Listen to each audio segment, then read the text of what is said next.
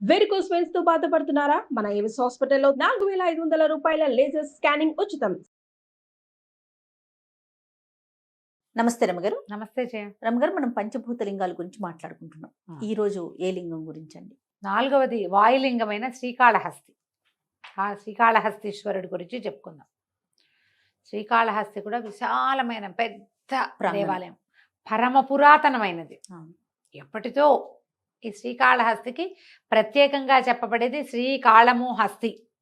వాటి కథే చెప్పుకుంటాం. సాలెపురుగు, సర్పము, ఏనుగు, ఈ మూడిటి పేరు మీదే స్వామివారికి ఆ పేరు వచ్చిందని చెప్తారు.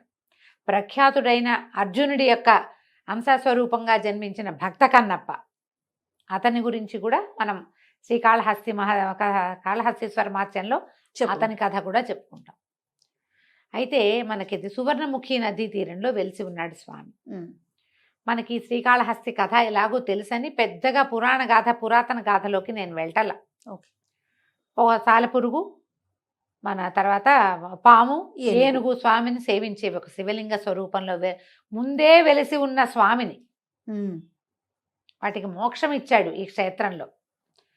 సాలెపురుగు ఏం చేసేది? చిత్ర విచిత్రంగా ఆయనకి గూళ్ళు కట్టేది. పాము వచ్చి మణులు సమర్పించేది. ఏనుగు వచ్చి ఏం చేసేది? ఈ పువ్వులు, ఈ సాలగూళ్ళన్నీ చింపేసి ఈ మణులన్నీ తోసేసి చక్కగా ఫ్రెష్ నీళ్లు చల్లి తామర పుష్పం పెట్టి అభిషేకం చేసేది. మళ్ళీ తెల్లవారేసరికల్లా సాలెపురుగు వచ్చి మళ్ళీ గూళ్ళు కట్టేది. మళ్ళా పాము వచ్చి మళ్ళీ రత్నాలు పెట్టేది. తమ పూజను ఎవరో భగ్నం చేస్తున్నారని భావించి ఈ మూడు ఎదురుబడి కొట్టుకునే పరమభక్తితోటి తాము చేసే సేవని భగవంతుడు స్వీకరిస్తున్నాడని ప్రగాఢమైన నమ్మికతోటి, ఏదో చేస్తున్నానని కాదు, ప్రగాఢమైన నమ్మికతోటి తాము చేసేదే కరెక్ట్ అని భావించి, తన సేవ కాకుండా నా స్వామే తప్ప నా సేవనే ఒప్పుకుంటాడు కానీ పరుల సేవని నా స్వామి వల్లడు ఒప్పుకోడు అని పోట్లాడుకుని కొట్టుకుని మరణించినాయి. కుంభస్థలంలో పాము తొండ ద్వారా వెళ్ళిపోయింది. దాని కాళ్ళ కింద సాలజుడు నలిగిపోయింది. ఈ లోపలికి వెళ్ళిన సర్పం వల్ల వచ్చిన బాధతోటి కుంభస్థలాన్ని దీనికేసి కొండరాయికేసి మోదుకుని విపరీతమైన శూల నెప్పితోటి ఏనుగు మరణించింది. మూడు మరణించినాయి. ఈ మరణించిన మూడిటికి కైవల్యాన్ని ప్రసాదించాడు స్వామి. తర్వాత భక్త కన్నప్ప కథ కూడా ఇక్కడికి రిలేటెడ్.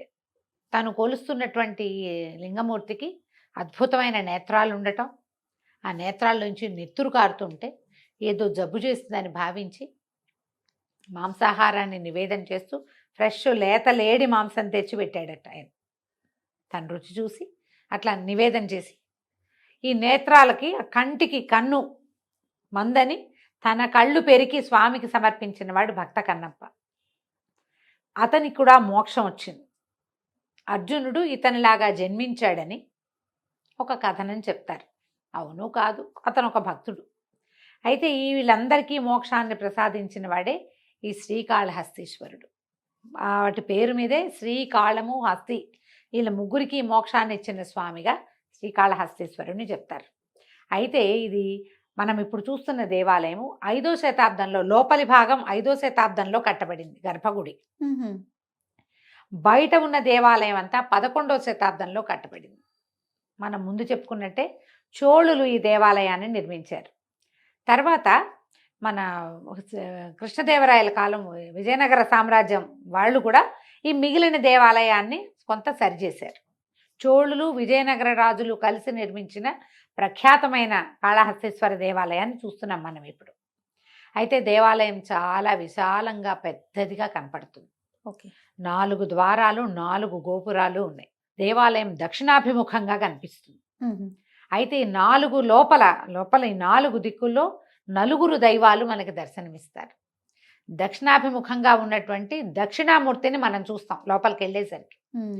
దక్షిణామూర్తి జ్ఞానప్రదాత, అందుకని ఈ క్షేత్రాన్ని జ్ఞానక్షేత్రం చెప్తారు. ఏదైనా శాస్త్రం పఠించాలనుకున్న వాళ్ళు శ్రీకాళహస్తిలో దర్శనం చేసుకుంటే శాస్త్రంలో ప్రావీణ్యం లభిస్తుంది. ముక్తిని కోరుకునే వాళ్ళకి జ్ఞానం కావాలి, నాకు ఇంకా మళ్ళీ పుట్టద్దు అంటే నేనెవరనే ఆత్మజ్ఞానం ఎలా కలుగుతుంది? ఆ జ్ఞానాన్ని కలిగించే దైవమే దక్షిణామూర్తి. ఆయన దక్షిణాభిముఖుడుగా ఇక్కడ మనకి దర్శనమిస్తాడు. లోపలికి వెళ్ళంగానే మొదటి దక్షిణామూర్తే కనిపిస్తారు. స్వామివారి అవతల వైపు ఉంటారు. వినాయకుడు, గణపతి, అమ్మవారు జ్ఞానప్రసూనాంబ, శ్రీకాళహస్తీశ్వరుడు, దక్షిణామూర్తి, ఈ నలుగురు దైవాలు 4 దిక్కులకి కనిపిస్తారు మనకి. ఆ దిక్కులకు అభిముఖంగా కనిపిస్తారు. అయితే ఇక్కడ ఉన్న స్వామి మనకి శ్రీకాళహస్తీశ్వరుడు వాయులింగం అని చెప్తారు. శ్వాస తీస్తున్నాడు స్వామి అంటారు.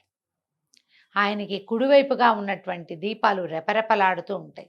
ఆయన శ్వాస నాసికలో నుంచి గాలి వస్తుంది, అందులో నుంచి గాలి వస్తున్నట్టు ఎక్కడ గాలి వచ్చేందుకు ఏ సాధనము లేదు, ఎక్కడ ఓపెనింగ్ ఉండదు, లోపల చల్లగానే ఉంటుంది. ఉండి ఆ దీపాలు మాత్రం కదులుతూ ఉంటాయి. వాయులింగం అంటానికి నిర్ధారణ అదేనట్టు. అయితే ఇక్కడ స్వామి ప్రత్యేకం ఏంటంటే కాళహస్తీశ్వరుడు మానవులు ముట్టుకున్న లింగం కాదు ఆయన. స్వామివారికి నవగ్రహ కవచం ఒకటి ధరింపజేసి ఉంచుతారు.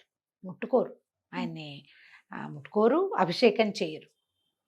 అభిషేకం చేసేది ఉత్సవమూర్తికే, అస్సలు అభిషేకం జరగదు. అర్చన జరుగుతుంది, హారతులు అవి విశేషంగా. అసలు ఆ హారతిలో హారతి అది పైకి వెళ్ళి కిందకు వస్తుంటే ఈ కదలిక కాకుండా అది ఇట్లా రెపరెపలాడినట్టు కనపడుతుంది మనకి. దీనికంతా మనం దృష్టి అటు ఇటు చూడకూడదు. ఆ అలంకారాలు అవి ఇవి చూస్తే మనకేం తెలియదు. తదేకంగా చూడాలి, తదేక దీక్షతోటి చూడాలి. అమ్మవారు జ్ఞానప్రసూనాంబికగా దర్శనమిస్తుంది ఇక్కడ. చాలా విశేషమైన దేవాలయం జయ. సువర్ణముఖి నదీ తీరం ఉంది కదా, ఈ నదీ తీరంలో ఉన్న దేవాలయాలు ఎప్పుడు ప్రత్యేకమైనవి, విశేషమైనవిగా కనపడతాయి. మరి ఇప్పుడు నది నీళ్లు ప్రతి సంవత్సరం అంతా నిండుగా ఉంటున్నాయో లేదో మనం చెప్పలేకపోతాం. భక్త కన్నప్పకు ఒక దేవాలయం ఉంది ఇక్కడ. 3వ శతాబ్దానికి చెందిన నక్కీరుడు అనే కవి, ఈ నక్కీర కవి కథ కూడా చెప్పుకున్నాం మనం. ఆయన కూడా కాళహస్తీశ్వరుడు గురించిన ప్రస్తావన ఉంది ఆయన కావ్యాల్లో కూడా. విజయనగర కాలంలో ఉన్నటువంటి దూర్జటి ఏకంగా కాళహస్తీశ్వరుడి మీదే శతకం రాశారు. అంటే ఇప్పుడు నేను ఈ విషయం చెప్పచ్చు అనుకుంటా. దూర్జటి రాసిన కాళహస్తీశ్వర శతకాన్ని మా తాతగారు సంస్కృతంలోకి అనువాదం చేశారు. కాళహస్తీశ్వర శతకం సంస్కృతంలో రాయబడి ఉంది. శతకం అంటే 100 శ్లోకాలు. అవును.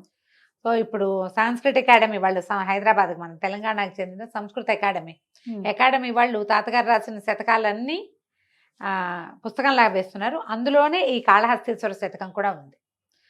ఇలాంటప్పుడు ఒకసారి చెప్పాలనిపిస్తుంది. ఎంత సంతోషమైన విషయం కదా రమగారు. అవును అవును. అయితే ఇప్పుడు ఎన్నో కావ్యాల్లో వీరి ప్రస్తావన మనకి కనిపిస్తుంది. 4 వైపులా 4 గోపురాలు ఉన్నాయి కదా. ఈ పశ్చిమ గోపురం నుంచి గోపురానికి అటు ఇటుగా సూర్య పుష్కరిణి, చంద్ర పుష్కరిణి అని 2 పుష్కరిణులు ఉన్నాయి. స్వామివారికి అభిషేకానికి అన్నిటికీ లోపల అవసరాలకి సూర్య పుష్కరిణిలో నుంచే నీళ్లు వాడుకుంటారు. అందులో నుంచి మన సువర్ణముఖి నది తీరానికి వెళ్ళే దారి కనపడుతుంది. వెళ్ళొచ్చు, మనం అటు నుంచి వెళ్ళొచ్చు. అక్కడి నుంచి ఇది రాహు కేతు క్షేత్రంగా చెప్తారు. అవును. స్వామివారు 5 పడగల నాగేంద్రుడిగా వశిష్ఠ మునికి దర్శనమిచ్చారట. వశిష్ఠ మహర్షికి దర్శనమిచ్చారు. అయితే ఎప్పుడైతే ఈ సర్పస్వరూపం కనపడిందో, ఇక్కడ ఏ పూజ చేసినా ప్రత్యేకంగా సర్ప సంబంధమైన దోషాలు ఉన్నవాళ్ళు ఏ పూజ చేసినా వాళ్ళకి ఫలితం లభిస్తుందని చెప్పి ఇక్కడ రాహుకేతు క్షేత్రం అని చెప్పి రాహుకేతువులకి కూడా పూజ చేస్తారు.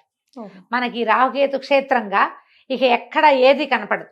రాహు సమస్య ఉంది, కేతు సమస్య ఉంది అనగానే ఇక్కడికి వచ్చేస్తారు. రాహుకేతు పూజలు కూడా భలే విశేషంగా చేస్తారు. ఒకేసారి చాలా మంది సామూహికంగా పూజ చేసుకునే అవకాశం లభిస్తుంది.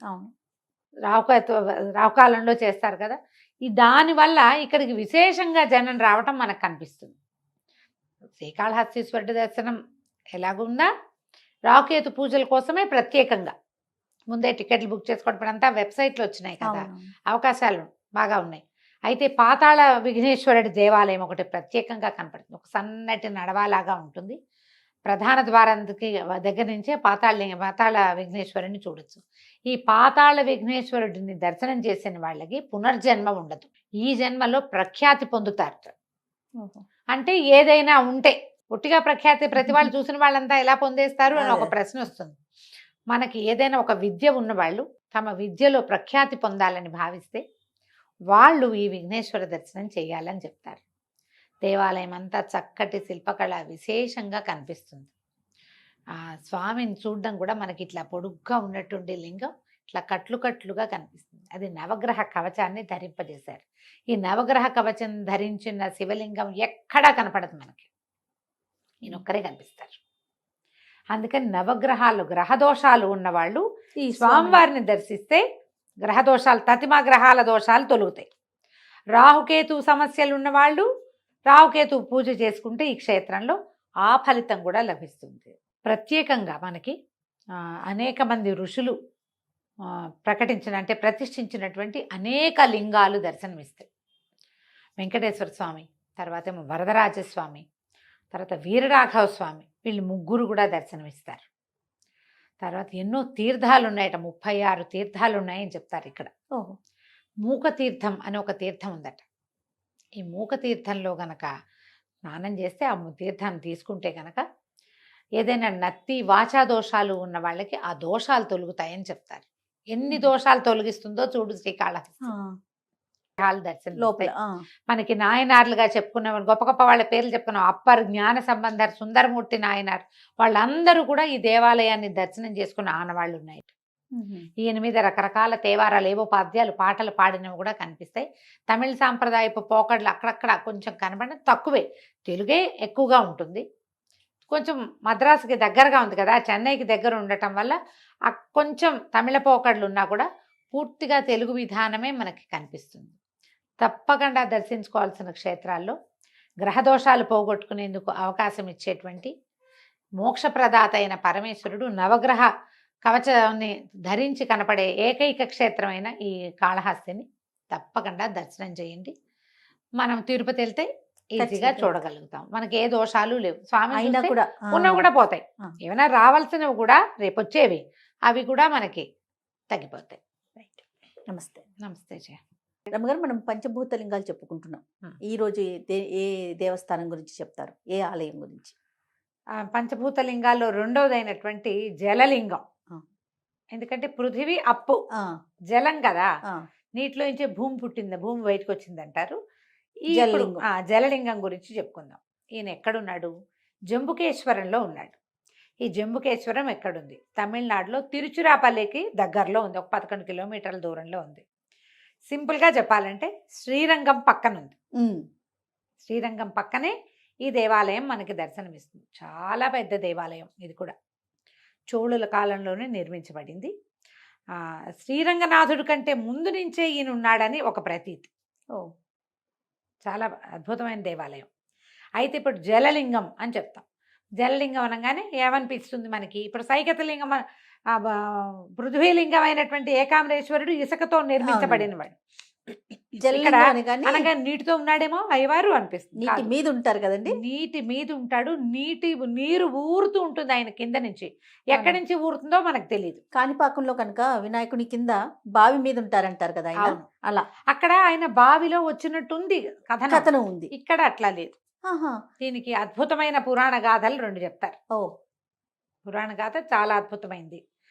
ఒకటేమో శ్రీకాళహస్తి కథని పోలి ఉన్నట్టుగా ఒక ఏనుగు, ఒక సాలీడు ఇక్కడ స్వామివారిని పూజించేవని, ఆ రెండు వాటి కొట్లాటలో ఇది 2 నశించిపోయినాయని, వాటి మీద కుంభవృష్టిగా అమృతం కురిసింది, అప్పుడు ఈ శివలింగం ఏర్పడిందని ఒక కథనం చెప్తారు. ఒకటి. రెండో ప్రధాన గాథ ఇంకోటి చెప్దాం మనం. ఇది ఈ జంబుకేశ్వరం అంటే జంబుక వనం. ఇక్కడంతా తెల్ల నేరేడు చెట్లు ఉన్నాయి. నేరేడు చెట్టు మనకు తెలుసు కదా, తెల్లటి చెట్టు. నేరేడుకాయ మామూలు నేరేడుకాయ. జంబూ వనం ఉందట ఇక్కడ.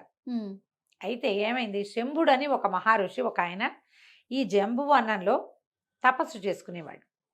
మహాశివ భక్తుడట. నిత్యము అర్చన చేసేవాడు, ఏదో తపస్సు చేసేవాడు. ఆయనకి ఏమనిపించిందట, ప్రత్యక్ష స్వరూపిగా ఉన్న భగవంతుణ్ణి పూజించాలని అనిపించింది. ప్రత్యక్ష రూపంలో ఆయన ఎంతకాలమో తపస్సు చేస్తే పరమేశ్వరుడు ప్రత్యక్షమయ్యాడు. ఏం కావాలో కోరుకోమంటే, నిన్ను ప్రత్యక్ష పూజ చేయాలి నేను, అదే నా కోరిక అని అడిగాడు. అడిగితే అప్పుడు పరమేశ్వరుడు ఏమన్నాడంటే, నేను ఇక్కడ శివలింగంగా లింగంగా వెలుస్తాను, నువ్వు జంబూ వృక్షంగా ఉండు, నువ్వు శాశ్వతం అంటే ముని ఎంతకాలం ఉంటారు, వాళ్ళ ఆయుష్ అయిపోతుంది కదా. అదే జంబూ వృక్షంగా ఉండి నన్ను సేవించుకోమని అన్నాడు. ఓ. చాలా కాలం తపసమాధిలో ఉండి ఆయన వెళ్ళిపోయాక జంబూ వృక్షంగా పుట్టాడు. ఆ దేవాలయ సన్నిధానంలో ఉన్నటువంటి లోపట్లో లేదు, బయటే ఉంది, ప్రాంగణంలో ఉన్న జంబూ వృక్షం సాక్షాత్తు ఆ శంభుడనే ఋషి అని భావిస్తారు. ఆయన ఆకులు రాల్చేవాడు అయ్యవారి మీద. ఈ లింగం ఏర్పడినప్పుడు అది జలలింగంగా ఎవరికైనా కనపడిందో లేదో మనకు తెలియదు. మనకి కనపడే వీటి కథల్లో ఎక్కడా కూడా స్పష్టంగా అది చెప్పరు. ఎందుకు ఇక్కడికి నీరు వచ్చింది అనే దాని మీద ఒక స్పష్టత అయితే లేదు. కానీ ఇది శ్రీరంగం కంటే ముందే, దానికంటే ముందే ఏర్పడిన దేవస్థానంగా, అంటే ఏర్పడిన స్థానంలాగా చెప్తారు. అయితే మనకి జలలింగం అనగానే ఏమిటి, ఇది ఎట్లా కనపడుతుంది అంటే, ఆ శివలింగం పక్కన పానువట్టల్లోంచి నీరు ఊరుతూ ఉంటుందంట.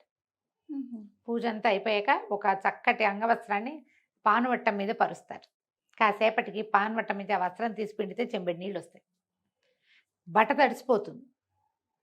అలా నీరు ఊరుతూ ఉంటుంది లోపల నుంచి.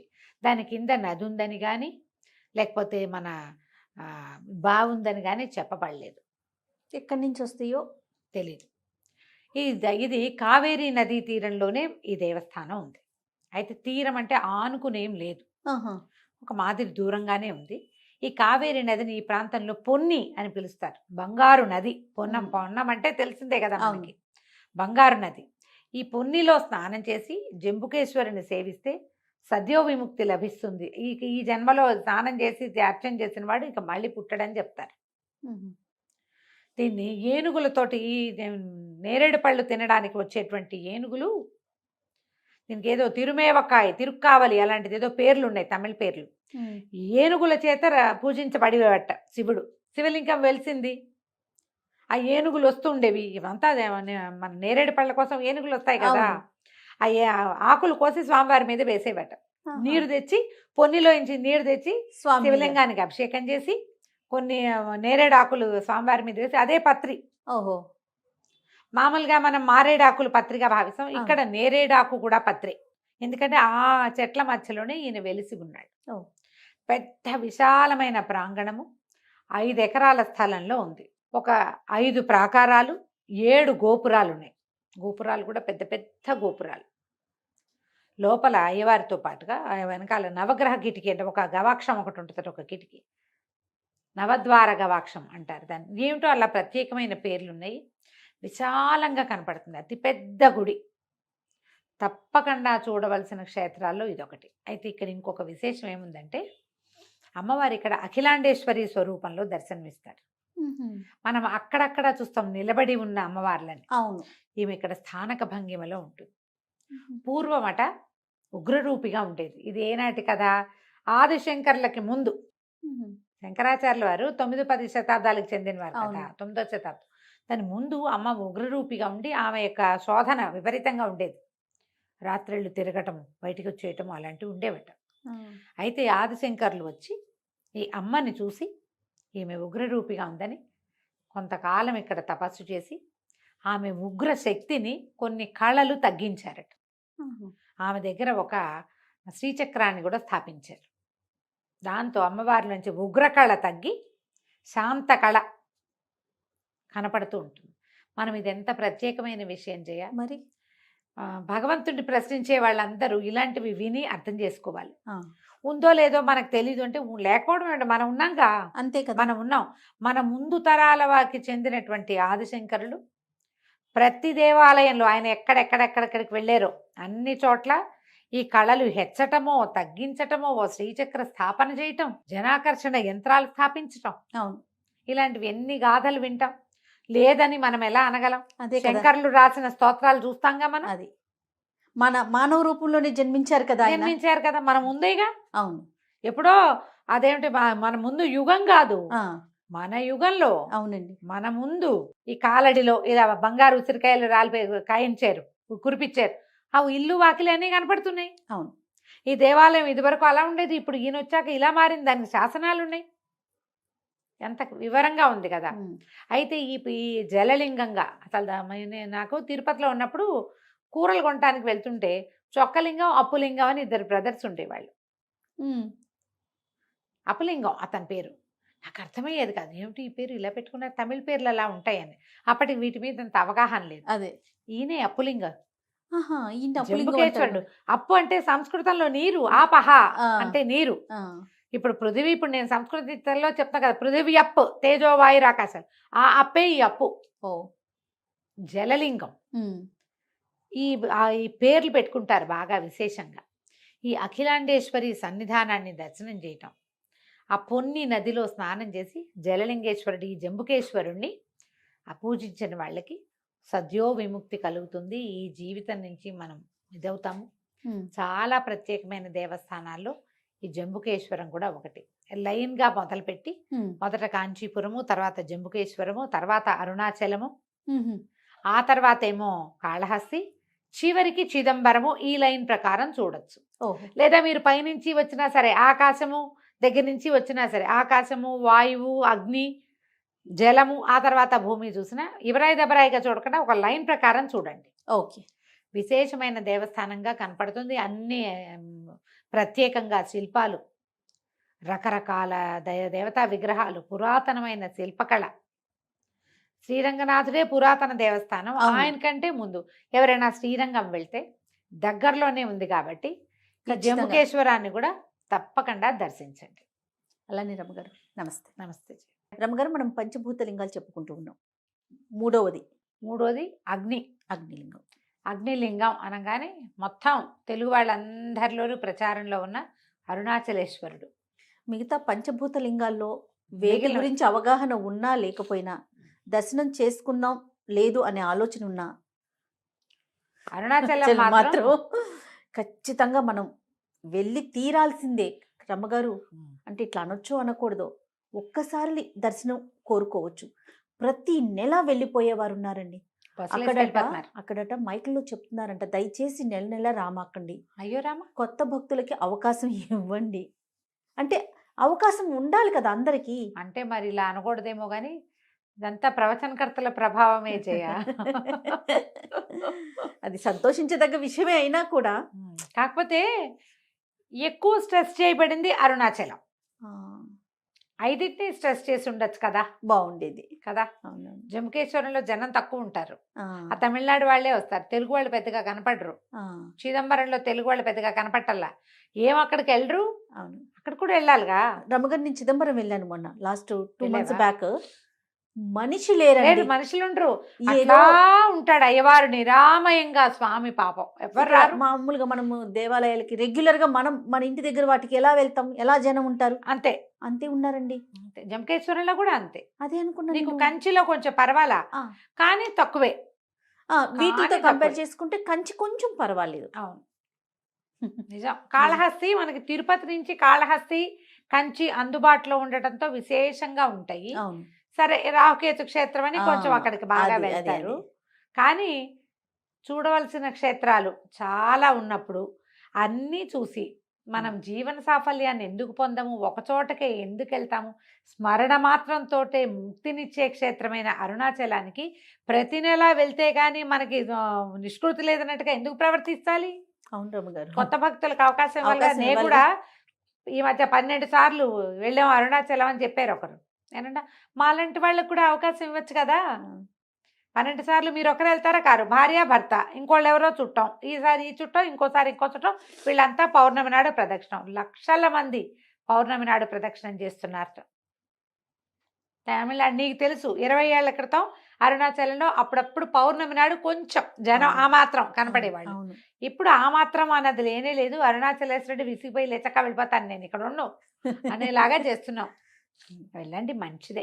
మంచి దైవ దర్శనం ఎప్పుడు మంచిది, అందరూ స్వాగతిస్తాం. కానీ అందరికీ అవకాశం ఇద్దాం. అయితే మిగిలిన క్షేత్రాల కంటే అరుణాచలం తాలూకు ప్రత్యేకత ఏంటంటే, అరుణాచలంలో వెలిసి ఉన్న అరుణాచలేశ్వరుడు కంటే అరుణగిరే సాక్షాత్తు పరమేశ్వరుడుగా ప్రఖ్యాతి పొందింది. ఆ గిరి ప్రదర్శన, కొండ, ఆ కొండ గిరి ప్రదక్షిణమే ప్రదక్షిణ ఇంపార్టెంట్. అవును. ఎందుకంటే సాక్షాత్తు ఆ కొండే పరమేశ్వరుడు. దీనికి పురాణ గాథలు 2 ప్రత్యేకమైన గాథలు వింటాం మనం. అరుణగిరి ఎంత ప్రత్యేకమైందో కథలు అంత ప్రత్యేకమైనవి. మనం ప్రతిసారి మన మహాశివరాత్రి గాథలు చెప్పుకునేటప్పుడు బ్రహ్మ విష్ణువులు ఇద్దరు నేను అధికున్నంటే నేను అధికున్నని మేము వాదించుకున్నప్పుడు అగ్నిస్తంభ రూపంలో పరమేశ్వరుడు అక్కడ ప్రత్యక్షమయ్యాడు. ఈ మంటలు వెలిగిపోతున్న ఈ అగ్నిస్తంభం తుది మొదలు తెలుసుకుందామని చెరోవైపుకి ప్రయాణించి బ్రహ్మదేవుడు నేను చూడకపోయినా చూశానని చెప్పాడు. విష్ణువు నేను దీనికి అంతం నాకు తెలియలేదు, దీని ఆది దీని మూలం ఎక్కడదో నాకు తెలియలేదని ఒప్పుకున్నాడని ఎప్పుడు చెప్పుకుంటాం. ఆ అగ్నిస్తంభ రూపంలో జన్మించింది పరమేశ్వరుడు ప్రత్యక్షమైంది మహాశివరాత్రి నాటి రాత్రి అని చెప్పుకున్నట్టే ఈ అగ్నిస్తంభ రూపమే అరుణగిరి అని చెప్తారు. ఈ అరుణగిరి అంటే ఎర్రని కొండే కాదు, నీ రుణాలన్నీ తీర్చేసేది, నిన్ను అరుణుడిగా చేస్తుంది, ఏ రుణము లేకుండా చేస్తుంది, ముక్తినిస్తుంది. ఇది ఒక ప్రత్యేకమైన గాథగా చెప్తారు. ఆనాడు అగ్నిస్తంభం ఎక్కడైతే ప్రత్యక్షమైందో అది సాక్షాత్తు ఈ తిరువణ్ణామలైగా చెప్పబడేటువంటి అరుణగిరేనని చెప్తారు ఒకటి. రెండో కథ ఏం చెప్తారంటే కైలాసంలో ఉన్నప్పుడు పార్వతీ పరమేశ్వర్ల సల్లాపాలలో ఒకనాడు అమ్మవారు శివకామసుందరి కళ్ళు మూసిందట స్వామివారికి. విష్ణు ఆయన కళ్ళు మూసేసరికి శివుడికి మొత్తం లోకాలంతా చీకటైపోయినాయి. తృతీయ నేత్రం ఎప్పుడు మూసుకునే ఉంటుంది. ఈ రెండు కళ్ళు మూసేసరికి లోకాల్లో ఎక్కడా వెలుగు లేకుండా అయిపోతే అప్పుడు పరమేశ్వరుడు తానే అగ్నిస్తంభ రూపంలో వెలిశాడు. అదే అరుణగిరి. అమ్మవారు తన పొరపాటు వల్ల అయ్యో నా వల్ల ఇలాంటిది జరిగింది, హేళగా చేసిన పని ఇలాంటి ఇదిగా పరిణమించింది, దీనికి పరిష్కారంగా నేను తపస్సు చేస్తానని అమ్మ తపస్సు చేసి పరమేశ్వరిలో అర్ధభాగాన్ని పొందిన క్షేత్రం అరుణగిరి. ఆయన ఎక్కడట్లా అప్పుడు ఆయన ఏం చేశాడు, ప్రపంచానికి వెలుగుగా ఈ అరుణగిరిగా ప్రత్యక్షమయ్యాడు. అగ్ని జిమ్ముతూ ఎప్పుడైతే అగ్నితో వెలుగు ఉంటుంది ఆటోమేటిక్గా ప్రపంచానికి వెలుగునివ్వడం కోసం పరమేశ్వరుడే స్వయంగా ఈ అరుణగిరిగా వెలిశాడని. కాబట్టి లింగరూపిగా ఉన్న స్వామి కంటే సాక్షాత్ స్వరూపంలో గిరి స్వరూపంలో ఉన్నదే శివుడే అరుణాచలుడు. అరుణాచలం అంటే ఎర్రని కొండగా ఒక స్తంభంలాగా అక్కడ ఉన్నాడు. ఈ గిరిని ప్రదక్షిణ చేయటమే చాలా ముఖ్యమైన సంగతిగా చెప్తారు. తొలికాలం నుంచి ఇదే ఉంది, ముందు కాలం నుంచి ఉన్నది అరుణగిరి ప్రదక్షిణ. ఈ అరుణగిరి ప్రదక్షిణ ఉదయకాలం ఎండాకాలం సమయాల్లో కాకుండా తెల్లవారుజామున రాత్రిళ్ళు చేయాలంటారు.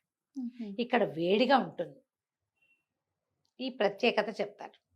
అయితే మనకి కింద అరుణాచలేశ్వరుడు, తర్వాత అమ్మవారు శివకామ సుందరిగా, అయ్యవారు అరుణాచలేశ్వరుడుగాను, అమ్మవారు అపీత కుచాంబగా. అపీత కుచాంబ సాగబడని కుచములు కలిగిన తల్లి. కుమారుడికి స్తన్యం ఇవ్వకుండా వచ్చేసిందట స్వామివారి దగ్గరికి, అందుకని అమ్మకి ఆ పేరుంది. ఇక్కడ తమిళలో అయితే అన్నామలై అని ఆయన్ని, ఉన్నామలై అని అమ్మవారిని చెప్పుకుంటారు. అన్నామలై ఉన్నామలై. మనం అపీత కుచాంబే చెప్పుకుంటాం. అభిత కుచలాంబ కాదు, లా లేదు అసలు. అపీత కుచాంబ, ఆపీత కుచాంబ కాదు. అపీత అంటే తాగబడని, కుచాంబ స్థనములు కలిగిన తల్లి, ప్రత్యేకమైన స్వరూపం. అయితే ఈ రెండు స్వరూపాల్లో అయ్యవారు అమ్మవారు వెలిసి ఉన్నటువంటి ఈ అరుణగిరినాథుడి దేవాలయం విశేషంగా కనపడుతుంది. చాలా పెద్దది, ఒక 25 ఎకరాల స్థలం, 180 అడుగులు ఉన్నటువంటి రాజగోపురము, చాలా పెద్దది, విశాలంగా కనపడుతుంది. స్కాంద పురాణంలో కూడా ఈ అరుణాచలేశ్వరుడి ప్రస్తావన ఉంది. పరమ ప్రఖ్యాతులైన రమణాశ్రమం ఒకటి కింద కనపడుతుంది మనకి. నేను వెళ్ళినప్పుడు రమణాశ్రమంలో నెమలిని చూశాను. నేను మొట్టమొదటి నా జీవితంలో ప్రత్యక్షంగా నెమలిని చూసింది రమణాశ్రమంలోని 92లో కాలేజ్ ట్రిప్లో వెళ్ళాం మేము, అక్కడ చూశాను. అప్పటికి గిరి ప్రదక్షిణ ఆనాడు ఏం తెలియదు జయ, జనం చాలా తక్కువ ఉన్నారు. మేము వెళ్ళినప్పుడు మేము ఒక బస్సులో ఎంతమంది వెళ్ళామో ఇంకో అందులో సగం మంది ఉన్నారేమో, అంతే. ప్రశాంతమైన అరుణాచలం. ఇప్పుడు అసలు ఆ ప్రశాంతత లేదేమో మరి. నెమళ్ళు, కోతులు అవి కనిపిస్తాయి, బాగా ప్రశాంతంగా కనిపిస్తుంది. ఈ రమణాశ్రమం నుంచి 2 కిలోమీటర్లు ముందుకు వస్తే ఒక వినాయకుడి దేవాలయం కనిపిస్తుంది కదా, అక్కడ కుడిపక్కగా వెళ్ళి అది నిలబడి చూస్తే ఈ అరుణగిరి నందీశ్వరుడిలాగా కనపడుతుంది మనకి. ఈ గిరి ప్రదక్షిణ 14 కిలోమీటర్లు ఉంది. ఉమ్. మధ్యలో 8 అష్టలింగాలు. ఇందులో ఏవో చెప్తారు కదా, యమలింగము, అవన్నీ ప్రత్యేకంగా చూడాలి. గిరి ప్రదక్షిణ చేయండి తప్పకుండా. జీవితంలో ఒక్కసారైనా ఓసారి చేసినా చాలు. ఎందుకంటే ఈ అరుణాచలము స్మరణ మాత్రంతోటే ముక్తినిచ్చేదైతే నెల నెలా వెళ్ళటం ఎందుకు? అక్కడికి వెళ్ళగలిగే సెలవు, డబ్బులు, ట్రాన్స్పోర్టేషన్ ఉంటే ఇంకో క్షేత్రం చూడండి. భారతదేశం అంతా మహాద్భుత క్షేత్రాలు ఉన్నాయి. అష్టాదశ శక్తిపీఠాలు ఉన్నాయి, 12 జ్యోతిర్లింగాలు ఉన్నాయి, 5 ఇన్ని రకాల పంచారామాలు, పంచభూత మహాభూత లింగాలు. ఇవి కాకుండా అన్ని క్షేత్రాలలోనూ, అన్ని ఊళ్ళలోనూ ప్రత్యేకమైన క్షేత్రాలు అవన్నీ చూడొచ్చుగా చక్కగా. అసలు చూడని వాళ్ళు ఓసారి తప్పకుండా వెళ్ళాలి, చూడాలి. నేను అప్పుడు వెళ్ళాను జయ, కానీ నేను గిరి ప్రదక్షిణ చెయ్యాల. ఇటీవల ఒక 3 సార్లు అయినా బయలుదేరా. అవును, కుదరలేదు, వెళ్ళలేకపోయాం. సరే, మనకి అవకాశం ఇవ్వలేదు అంతే. ఇంకా భగవంతుడు ఈ వెళ్ళే దారిలో నడిచేటప్పుడు దారిలో కూడా అనట ఎడం పక్కగానే నడవాలి, ఓ పక్కగానే నడవాలి. రోడ్ అంతా స్ప్రెడ్ అవ్వకూడదని రెండో పక్క నుంచి ఋషులు వాళ్ళు గిరి ప్రదక్షిణం చేస్తారట. రోడ్ అంతా నడవద్దు, మనుషులు మానవులు నడిచేది రోడ్డుకి ఎడం వైపుకే నడవాలి, కుడివైపున దేవతలు కూడా ఈ ప్రదక్షిణ చేస్తారు. పౌర్ణమి నాటి రాత్రి అయితే విశేషంగా వాళ్ళు కూడా వస్తారట. అరుణాచలం ప్రఖ్యాతం అవటానికి అక్కడున్న స్థల పురాణం ఒకటి ముఖ్యమైతే, రమణాశ్రమం రెండోది. భగవాన్ శ్రీరమణులు మన ముందు తరాలలో మనం ఆదిశంకరుల గురించి ఎలా ప్రత్యేకంగా చెప్పుకుంటామండి. చాలా చిన్నతనం నుంచి ఇక్కడికి వచ్చి సిద్ధి పొందారు రమణులు. వారి రమణాశ్రమం అత్యంత ప్రశాంతమైంది. అది చూడొచ్చు. ఎన్నో దేవాలయాలు కనపడతాయి మనకి. అన్ని దేవాలయాలని మనం దర్శనం చేసుకోవచ్చు. ఎన్ని రకాల ఉపాలయాలు. పచ్చియమ్మన్ దేవాలయం ఒకటి ప్రత్యేకంగా కనపడుతుంది, అమ్మవారిని చూడొచ్చు. తర్వాత ఈ ప్రదక్షిణ చేసేటప్పుడు అన్నదానం చేయొచ్చు. కొంచెం చిల్లర తీసుకెళ్తే ఎంతోమంది సాధువులు వాళ్ళు కనపడతారు, వాళ్ళందరికీ దానాలు చేసుకోవచ్చు. నిశ్శబ్దంగా చేయండి. ఈ అరుణగిరిలో నమస్కారం కానీ ప్రదక్షిణ కానీ నిష్కామంగా చేస్తేనే దానివల్ల ఏ ఫలితం చెప్పబడిందో ఆ ఫలితం లభిస్తుంది. రకరకాల కోరికలతో అరుణాచలేశ్వరుడి దర్శనం చేయొద్దు. చాలా మంచి నియమాలు ఉన్నాయండి. దేవాలయంలోకి వెళ్ళాక నిశ్శబ్దంగా ఉండిపోండి, అసలు మాట్లాడద్దు. లోపల వెచ్చగా ఉంటుంది, అగ్నిలింగం అవటం వల్ల. ఆ లింగం ఇప్పుడు కొండే అగ్నిస్వరూపం. అవునవును. శివలింగం అగ్నిలింగం. కింద శివలింగం అరుణాచలేశ్వరునికి వెళ్తాం కదా దర్శనానికి. ఆ లోపలికి వెళ్ళినప్పుడు కామ్గా ఉండండి. ఆ అగ్ని తాలూకు స్వభావాన్ని ఫీల్ అవ్వడానికి ట్రై చేయండి. స్వరూపం అయినా ఆ వెచ్చదనను మీరు మాట్లాడుతూ ఇతరత్ర వ్యాపకంలో ఉంటే ఆ లోపల ఏ మారా ఉందో అది మనం ఫీల్ కాలేకపోతాం. అంతే కదా. అసలు అలంకారం ఎంత బాగుంటుందో జయ, భలే బాగుంటుంది. అరుణాచలేశ్వరుడికి చేసే అలంకారమే అసలు అటు మనిషి కూర్చున్నట్టుగా అనిపిస్తుంది నాకైతే. ఫోటో చూసినా నేను అలాగే ఫీల్ అవుతాను. శివలింగానికి ఎంత చక్కటి అలంకారం చేస్తారో. ఇక్కడ ఒక చోట మహాకాళేశ్వరుడు, ఉజ్జయిని మహాకాళేశ్వరుడు కూడా భలే అద్భుతమైన అలంకారాలు. తప్పకుండా దర్శనీయ క్షేత్రాల్లో అరుణాచలాన్ని పెట్టుకోండి. ఈ పంచమహాభూత లింగాల్లో 3వది అగ్నిలింగము మనం అరుణాచలం. అయితే ఇక్కడ జరిగే ప్రతి ఉత్సవము విశేషమైందే. ప్రధానంగా కార్తీక దీపోత్సవం మరీ విశేషమైనది. టన్నుల కొద్దీ నెయ్యి వాడతారు కార్తీక దీపోత్సవం రోజున. ఇప్పుడు మన కార్తీక మాసం వేరు, తమిళుల కార్తీక మాసం వేరు కదా. మన పౌర్ణమి తర్వాత ఇంకా కొంచెం అవతలకు వస్తుంది. కార్తీక దీపోత్సవం ఎప్పుడుందో తెలుసుకుని అప్పుడు వెళ్ళే వాళ్ళు కూడా, భక్తులు అక్కడికే వెళ్ళే వాళ్ళు, తెలుగు వాళ్ళు కూడా ఆ టైంకి వెళ్ళిపోతారు అనుకో. మనం టీవీలో చూడడానికి ఇప్పుడు అవకాశం లభిస్తుంది. ఆ దీపోత్సవానికి చుట్టూతా అన్ని గ్రామాల్లో లైట్లు ఆపేస్తారు. ఆయన అక్కడ వెలిగాకే ఆ జ్యోతి, అరుణజ్యోతి వెలిగిన తర్వాతే ఈ మిగిలిన ఇళ్లలో మొత్తం చుట్టుపక్కల ప్రాంతాలన్నీ లైట్లు వేసుకుంటారు. అక్కడికి స్ట్రీట్ లైట్లు కూడా వెయ్యరు. అవునండి. చాలా అద్భుతమైన కార్తీక దీపోత్సవం జరుగుతుంది. అవకాశం ఉంటే చూడండి. జీవితంలో ఒక్కసారైనా పౌర్ణమికి ఒక్క ప్రదక్షిణ మాత్రం చేయండి. ఇప్పుడు మనం చూస్తున్న దేవాలయం 9వ శతాబ్దంలో నిర్మించబడింది. 5 ఆవరణలుగా దేవాలయం కనిపిస్తుంది. ఆ అమ్మవారు 2వ ఆవరణలో ఉంటుంది. 3వ ఆవరణలో 1000 స్తంభాల మండపం ఒకటి ఉంది. ప్రతి ఆవరణలోనూ వేరువేరు దైవాలు కనపడతారు. తర్వాత 6 సార్లు అర్చన చేస్తారట స్వామికి ఇక్కడ. ఇక్కడ విశేషంగా నందీశ్వరార్చన, ప్రదోషకాలార్చన అవన్నీ చాలా ప్రత్యేకమైనవి అరుణాచలంలో. నువ్వు ఈ క్షేత్రాలన్నిట్లలో కూడా ఏ అర్చనకు ఆ అర్చనగానే కనపడుతుంది. ఈ 3 టన్నుల నెయ్యితోటి చేసేటువంటి కార్తీక దీపోత్సవం మరీ అద్భుతం, విశేషంగా కనిపిస్తుంది. మన కార్తీకానికి వాళ్ళ కార్తీకానికి కొంత తేడా ఉంది కాబట్టి మనం కార్తీక మాసపు తొలి రోజుల్లో దర్శనం చేసుకోవచ్చు. శివలింగాన్ని, మన అగ్నిలింగాన్ని చూడాలి అని అలా భావిస్తే కనుక మొదటి రోజుల్లో మనం దర్శనం చేసుకోవడానికి అవకాశం ఉంటుంది. పర్వదినాలలో వెళ్ళకండి. మామూలు రోజుల్లో వెళ్తే మనకి కొంచెం దర్శనము, తర్వాత ప్రదక్షిణ సులువుగా కుదురుతాయి. గిరి ప్రదక్షిణము, గిరివలం అంటారు. గిరివలమే కదా అక్కడ అనేది. ఈ గిరి ప్రదక్షిణ చాలా ముఖ్యమైనది. అరుణాచల శివుణ్ణి తలుచుకోవాలి. నిష్కామంగా అరుణాచలం దర్శనం చెయ్యండి. ఏ కోరికలు లేని, మనకి ఏం కావాలో అది ఆటోమేటిక్గా వచ్చేస్తుంది. ఫలానాది కావాలని కోరి ఆయన్ని చిన్నవాడిని చేయొద్దు. ఆయన్ని బహు పెద్దవాడవిగా చెయ్యాలి అంటే ఏ కోరిక లేకుండా ఉండాలి. ఇలా ప్రత్యేకించి చెప్పబడింది, అంతేనా రమ్మగారు? నిష్కామంగానే గిరి ప్రదక్షిణం చేయండి, నిష్కామంగానే అరుణాచలేశ్వరుని దర్శనం చేయండి అని చెప్తారు. రైట్. మీ అవకాశాన్ని బట్టి దర్శనం చేసుకోండి. తప్పకుండా. నమస్తే. నమస్తే జీ. రమ్మగారు, మనము కార్తీక మాసం సందర్భంగా పంచారామాల గురించి చెప్పుకున్నాం. అట్లనే పంచభూతలింగాలు కూడా ఉన్నాయి మనకి కదండి. వాటి గురించి కూడా మనం చెప్పుకునే ప్రయత్నం చేద్దామండి. చేద్దాం జయ, బాగుంటాయి, అద్భుతమైనవి. అయితే ఈ పంచమహాభూత లింగాలన్నీ అన్నిట్లలో 4 లింగాలు తమిళనాటే ఉన్నాయి. అవును. ఒకే ఒక్కటి తెలుగునాట ఉన్నది. అది తెలుగు వారు చేసుకున్న అదృష్టం అనుకోవటం. అయితే ఈ పంచమహాభూత లింగాలు ఏమిటి? పంచమహాభూతాలు ఏమేమిటి?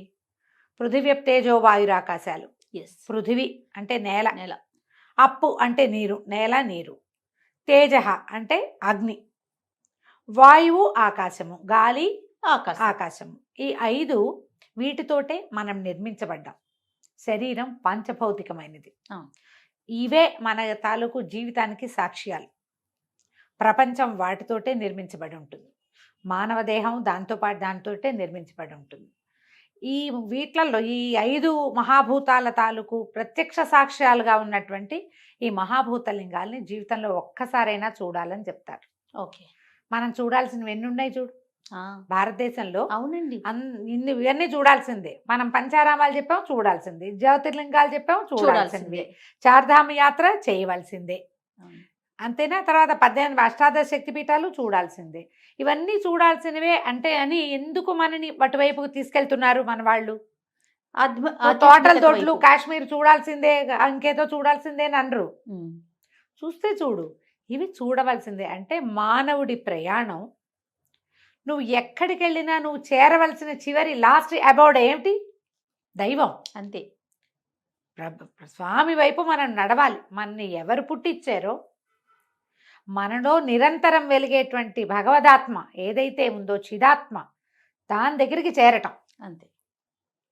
దాని దగ్గరికి చేరాలంటే మీ ఇంట్లో కూర్చుంటే నువ్వు ఎట్లా వెళ్తావు?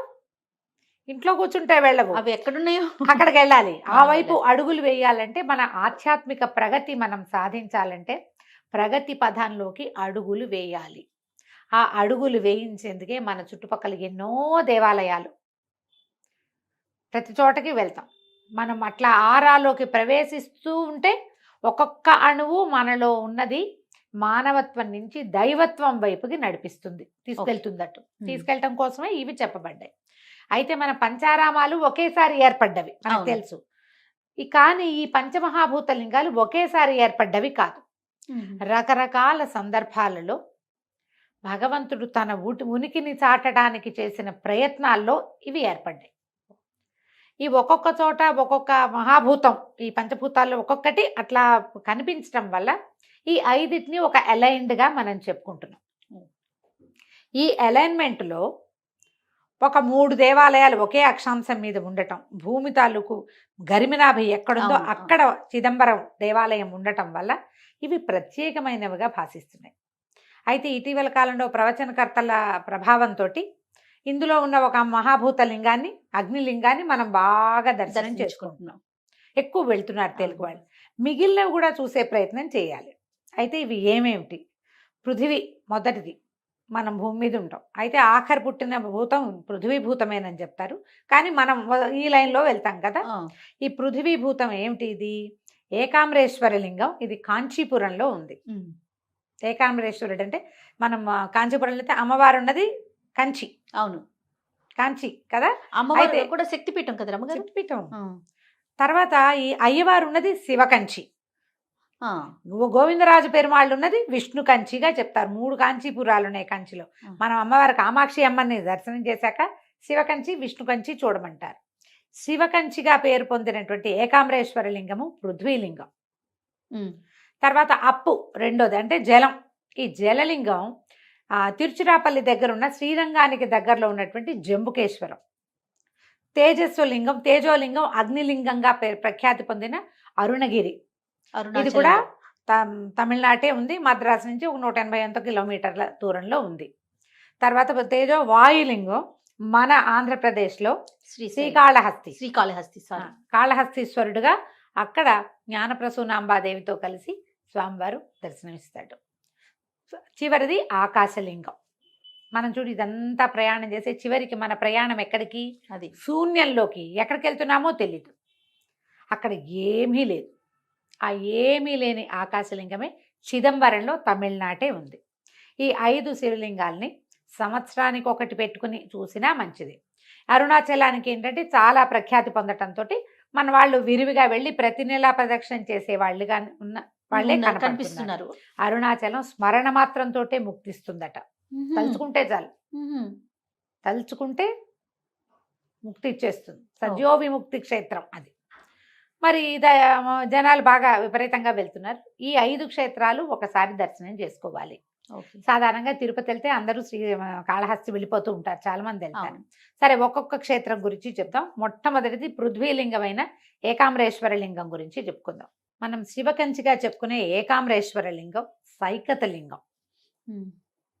ఏకాంబరేశ్వరుడు అంటే ఏక ఆమ్రం లాగా మనకు వినపడుతుంది, ఒక మామిడి చెట్టు అని. ఏకాంబరేశ్వరుడు ఆయన ఎల్లలు లేనివాడు, ఆకాశమే ఒక్కటే దిక్కు, అలా ఉన్నవాడు. ఏకాంబరం అని పేర్లు పెట్టుకుంటారు అక్కడ. తమిళనాడు అంతా ఏకాంబరం కనపడుతుంది. అవును. అయితే ఈ ఏకాంబరేశ్వర లింగం ఉన్నటువంటి శివకంచిలో 4 పెద్ద పెద్ద గోపురాలు ఉన్నాయి. బ్రహ్మాండమైన గోపురాలు. ప్రధాన గోపురమే 193 అడుగులు ఉంటుంది. తర్వాతవన్నీ 180, మిగిలిన 3 180 అడుగులు ఉన్నాయి. ఇది ఎంత పెద్ద దేవాలయమో జయ. నడిచి నడిచి నడిచి ఎంత నడిచినా తిరగదు. ఈ చోళుల కాలంలో నిర్మించబడింది ఇది. దాంతో విశాలమైంది, పెద్దది, ప్రాంగణం మహా పెద్దది. ఏకాంబరేశ్వర లింగం పరమాద్భుతంగా, విశేషంగా, ఎక్కడా లేనంత కొత్తగా, ఎన్నిసార్లు చూసినా చూడాలనిపించేలాగా ఉంటుంది. అయితే దీనికి పురాణ గాథ ఏం చెప్తారంటే, పార్వతీదేవి తపస్సు చేసినప్పుడు ఆమె ఒక సంవాదంలో ఆమె తపస్సుకి కూర్చుంది. వాళ్ళిద్దరు ఏదో వాదించుకున్నారు. ఈ తపస్సుకి కూర్చున్నప్పుడు ఆవిడ ఈ ప్రాంతంలో తపస్సు చేసింది. ఆవిడ ఏం చేసేదట, రోజు సైకతంతో ఇసుకతోటి శివలింగం చేసి ఇసుక శివలింగాన్ని పూజించేది. సైకత లింగం ఎలా కుదురుతుంది చెప్పు? అవును, బేస్ లేనిదే ఏమి ఉండదు. కానీ ఆమె శక్తి వల్ల, అంటే పరమేశ్వరి యొక్క శక్తి మేరకి అలా కుదిరిందనమాట. ఈవిడ రోజు నిత్యము శివార్చన చేసుకునేది, తపస్సమాధిలో ఉండేది. అయితే పరమేశ్వరుడు ఈమె తపస్సు ఎట్లా చేస్తుందోనని పరీక్ష చేశాడట. పరీక్ష చేస్తే ముందు అగ్నిని పంపించాడు. అయినా కూడా ఆవిడ శివలింగాన్ని వదిలిపెట్టాల. తర్వాత విపరీతంగా జలం వచ్చిందట, ఒక తుఫాను లాంటిది సృష్టించారు. గంగ తోసుకొచ్చేసింది, ఆమె కదిలి వెళ్ళిపోయేలాగా ఉందట. అయితే ఈవిడ ఏం చేసిందట, ఈ పరమేశ్వరుని కౌగిలించుకుందట ఇసుకలింగాన్ని. గంగాదేవి శివుడిని ఏం చేస్తుంది? అంతేగా. అయితే ఈ అమ్మవారి కౌగిలింతకి గురైన ఆ శివలింగం ఓ పక్కన ఇట్లా కదిలిపోయింది. అది సన్నటి లింగం, ఇసుకలింగం కౌగిలించుకుంది. సైకతలింగం అంటే ఇసుకతో చేసేది. అమ్మవారి ఒరిపిడికి, కౌగిలింత ఒరిపిడికి ఇది ఓ పక్కనంతా అలా ముక్కగా పోయింది. పరమేశ్వరుడు అప్పుడు ప్రత్యక్షమయ్యాడు ఆవిడికి. ఆ సైకతలింగాన్ని ఇప్పుడు మనం చూస్తాం. అక్కడ ఇసుకదే. అందుకని అక్కడ అభిషేకం చెయ్యరు. ఇలా గుండుగా అలా కనపడదు. ఒక పక్కన కొంచెం చెక్కినట్టుంటుంది. కౌగిలింత ఒరిపిడికి కదిలిపోయింది అనమాట. విశేషంగా కనపడుతుంది జయ. మనం ఊరికే చూస్తే ఇదేమిటి ఇలా ఉంది అలా అనిపిస్తుంది, విషయం లేదా మనం తెలుసుకుంటే లేదా కదా. మనకేం తెలీదు, క్యాజువల్గా చూస్తాం. మీరు కథ తెలిసి, అది విషయం తెలిసి, అమ్మవారు కౌగిలించుకున్న విగ్రహాన్ని మనం కంటితో చూస్తున్నామంటే గూస్ బంప్స్ వస్తాయి, అవును అవును రావాలి వెంటనే. మనకి కథ తెలియాలి. ఇది పురాణ గాథగా చెప్తారు. చోళుల కాలంలో ఈ దేవాలయాన్ని నిర్మించారు. 1000 స్తంభాలు ఉన్నాయి ఈ గుళ్ళో. ఆహా. పెద్దది ఇట్లా ప్రాంగణం లోపల నడుస్తుంటే మనం ఎట్లా ఉంటుందంటే ఒక చల్లని గుహలోకి ప్రవేశిస్తున్నట్టుగా ఉంటుంది. 1008 శివలింగాలు ఉన్నాయి లోపల దేవాలయంలో. అయితే ఇక్కడ ఈ దేవాలయంలో ఇంకొక పెద్ద విశేషం ఏం చెప్తారంటే, దీని తర్వాత ఇప్పుడు మనం అయ్యవారిని చూసిన తర్వాత ఎడం వైపుకి లక్ష్మీనారాయణల సన్నిధి ఉంది, విష్ణు సన్నిధి కూడా ఉంది. ఇక్కడ ఈ లోపల ఉన్నటువంటి విష్ణు సన్నిధిని చాలా విశేషంగా చెప్తారు. 108 దివ్య దేశాలలో ఒకటైనటువంటి పెరుమాళ్ళు ఇక్కడ ఉంటాడు, స్వామివారికి సాయంగా ఉన్నాడని చెప్తారు. అయితే పక్కన ఒక మండపాల మధ్యలో ఒక పెద్ద మామిడి చెట్టు కనిపిస్తుంది మనకి. ఈ మామిడి చెట్టు 3500 సంవత్సరాల నాటి మామిడి చెట్టు. ఈ మామిడి చెట్టు గట 4 శాఖలకి 4 రకాల పళ్ళు కాసేవట. అయితే తర్వాత కాలంలో ఈ కొంతకాలం క్రితం ఆ చెట్టు కూలిపోయింది. ఆ చెట్టు ప్లేస్లో ఇంకొక మామిడి వృక్షాన్ని, ఆమ్ర వృక్షాన్ని పెట్టారు. ఏక ఆమ్రేశ్వరుడు అని ఇందుకు వచ్చాడని, ఈ మామిడి చెట్టు కిందే అమ్మవారు తపస్సు చేసిందని చెప్తారు, ఆ పాత చెట్టు అని. ఓకే.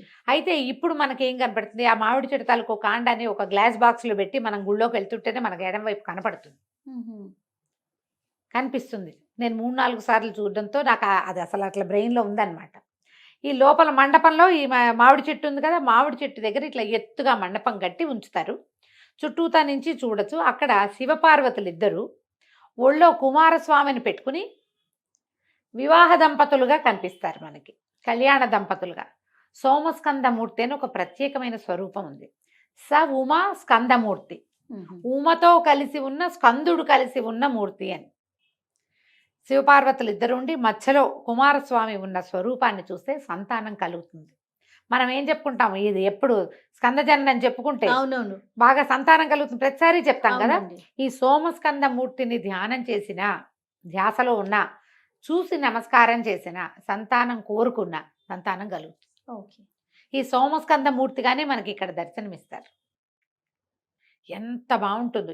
మనం ఇది మెట్లెక్కి వాటి చుట్టూతా ఒక ప్రదక్షిణ చేసి ఆ మామిడి చుట్టూతా మళ్ళీ వచ్చి దండం పెట్టుకుని దిగి వచ్చేసేయచ్చు.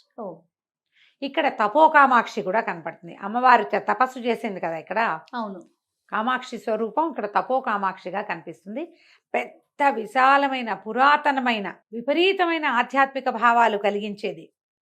కొంచెం సేపు ధ్యానం చేసినా మనం ధ్యానంలోకి వెళ్ళిపోగలిగేలాంటి పాజిటివ్ ఆరా ఉన్న దేవాలయమే ఏకాంబరేశ్వర స్వామి దేవాలయం. శివకంచి ఆల్రెడీ వెళ్ళుంటారు చాలామంది. ఈ వెళ్ళిన వాళ్ళు ఊరికే ఏదో గుడి అని వచ్చేయద్దు, అందులోకి వెళ్ళడానికి ప్రయత్నం చేయండి. ఈ ప్రాంతంలో మనం ఎక్కడ నిలబడి ఉన్నామో, ఏది చూస్తున్నామో అక్కడ అమ్మవారు తపస్సు చేసింది పరమేశ్వరుడి కోసం. శక్తి శివుడి అనుగ్రహం కోసం తపస్సు చేసిన స్థలం. ఆమె పూజ చేసిన శివలింగం, పరీక్ష చేసిన భగవంతుడు. ఎన్ని ఉన్నాయి విశేషాలు. ఊరికే గుడి చూసి వచ్చేయద్దు. ఒక ధ్యానంలో 5 నిమిషాలైనా నిశ్శబ్దంగా కూర్చో. మీరు ఏం చేయొద్దు, మెడిటేషన్ మీ వల్ల కాదు. కామ్గా కూర్చోండి. ఆ లోపల చల్లదనాన్ని, ఆ పాజిటివ్ వైబ్ని తీసుకోవడానికి ప్రయత్నం చేయండి. ఆడికి వెళ్తే చాలామంది తమిళ గాయకులు వాళ్ళు వస్తారా, ఎంతంత తేవారాలు అవి పాడతారమ్మా, భలే బాగుంటుంది. తెలుగు బాగా వినిపిస్తుంది, తెలుగు వినిపిస్తుంది, తమిళ తేవారం పాడుతూ ఉంటారు. ఈ జ్ఞాన సంబంధాలు అప్పర్ వాళ్ళంతా రాసినవి భలే బాగా పాడతారు. నిత్యము కళ్యాణం జరుగుతుంది అక్కడ, విశేషంగా కనిపిస్తుంది. అయితే ఇక్కడ విష్ణు సాన్నిధ్యం ఉందని చెప్పాం కదా, లోపల విష్ణుమూర్తి కూడా ఉంటారు. తమిళ పేరమా తిరునిలందిగల్ తుండం, ఇలాంటి పేరు. వామనమూర్తిగా కొలుస్తారు స్వామిని. వీళ్ళిద్దరు శివకేశవులు ఇద్దరు ఒకే చోట ఉన్నట్టుగా మనకు కనపడుతుంది. అయ్యవారి సన్నిధి వేరు, అమ్మవారి సన్నిధి వేరు. సాధారణంగా కాంచీపురం అనగానే కామాక్షి, కంచికని కామాక్షిని చూసేస్తాం. తర్వాత అందరికీ బంగారుబల్లి, వెండిబల్లి, బంగారుబల్లి అని వరదరాజ పెరుమాళ్ళని చూడడానికి వెళ్ళిపోతారు. విష్ణు కంచికి వెళ్తారు. శివ కంచికి తప్పకుండా వెళ్ళండి. అమ్మవారిని చూసి శివ దర్శనం చేయకపోతే ఫలితం లభించదు. మామూలుగా మనం ఏం చెప్పుకుంటాం జయ, తిరుమలలో కూడా అమ్మవారిని చూడాలి, ఆమె నిత్యానపాయిని కాబట్టి. నువ్వు కామాక్షిని చూస్తే కామాక్షి ఎవరి కోసం తపస్సు చేసిందో, ఎక్కడ తపస్సు చేసిందో, ఏ స్వరూపంతో తామె ప్రార్థన చేసిందో అది చూడద్దు ఖచ్చితంగా కదా. ఈ బంగారు బల్లిని ముట్టుకోవడం కోసం పరిగెడతాం కానీ కాంచీపురం కానీ వెండి బల్లి బంగారు బల్లి. శివకంచిని తప్పకుండా చూడండి. మనం చూడవలసిన ముఖ్యమైన క్షేత్రాలలో ఏకాంబరేశ్వరుడు తప్పకుండా ఉన్నాడు. పైగా మనకి మామూలుగా చెప్తారు, అయోధ్య మధుర మాయ కాశీ కాంచి అవంతిక పురి ద్వారవతి చైవ సప్తైతే మోక్షద్వారకాహ అంటారు. మోక్షద్వారాలు తెరిచేటువంటి ప్రాంతాలు ఇవే: అయోధ్య మధుర మాయ కాశీ కాంచి అవంతిక. కాంచీపురం మోక్షద్వారం. ఆ మోక్షద్వారానికి 3 భాగాలు ఉంటాయి. మనం ప్రవేశిస్తాం. 2 పక్కవి 2 పక్క తలుపులు, పక్క చెక్కలు, పైదొక చెక్క కదా, అవునా? 3 భాగాలు. ఆఖరిది భూమే, మనం దాన్ని దాటి వెళ్తాం. ఈ 3 భాగాల్లో అమ్మవారి కంచి, కామాక్షి కంచి, శివ కంచి, విష్ణు కంచి. ఏ ఒకటి వదిలేసినా మీరు మోక్షద్వార ప్రవేశం చేసినట్టు కాదు. ముగ్గురిని చూడాలి, సమయం ఉంచుకోండి. ఓసారి ఇప్పుడు మనం తరచూ కామాక్షిని చూడడానికి వెళ్ళే వాళ్ళు కొంతమంది ఉంటారు. నెల నెల అరుణాచలం వెళ్ళే వాళ్ళు ఉన్నట్టుగా కాంచీపురం వెళ్ళే వాళ్ళు ఉంటారు. వెళ్తే వెళ్ళండి అమ్మవారి మీద ఆసక్తితోటి. కానీ ఒకసారైనా ఒకే రోజున ముగ్గురిని చూడండి. మనం పొద్దున మొదలు పెడితే మధ్యాహ్నానికి 3 అయిపోతాయి. అవును, చాలా సింపుల్గా ఒక్కసారైనా ఈ ప్రయత్నం చేయండి. మీరు కాంచీపురం వెళ్తే షాపింగ్ చేద్దాం అనుకోకండి, ముందు ఇవి చూసి అప్పుడు షాపింగ్కి వెళ్ళండి. తప్పకుండా రమ్మగారు. ఇప్పుడు మనం కథ కంచికి మనం ఇంటికి అనాలి. నమస్తే. నమస్తే. పంచభూతలింగాల్లో మనం ఆఖరి లింగం చిదంబరం అండి. ఆకాశలింగం, ఆకాశలింగం, చిదంబర రహస్యం అంటారు. ఏమిటో చిదంబర రహస్యం. ఆ చిదంబర రహస్యం ఏమిటంటే శూన్యం, చివరికి మిగిలేది ఏమీ లేదు, శూన్యమే ఇదంతా. అదే చిదంబరం. ఎంత వెంపర్లాడతావు, గోల పెట్టేస్తావు, ఏమిటేమిటో చేస్తావు, ఎక్కడెక్కడో కన్నాలేస్తావు, ఎవరి జీవితాల్లో పాడు చేసేస్తావు నీ జీవితం కోసం. చివరికి మిగిలేది ఏమిటి? శూన్యం, ఖాళీ. ఆకాశం శూన్యం జయ, ఆ పైన ఏం లేదు.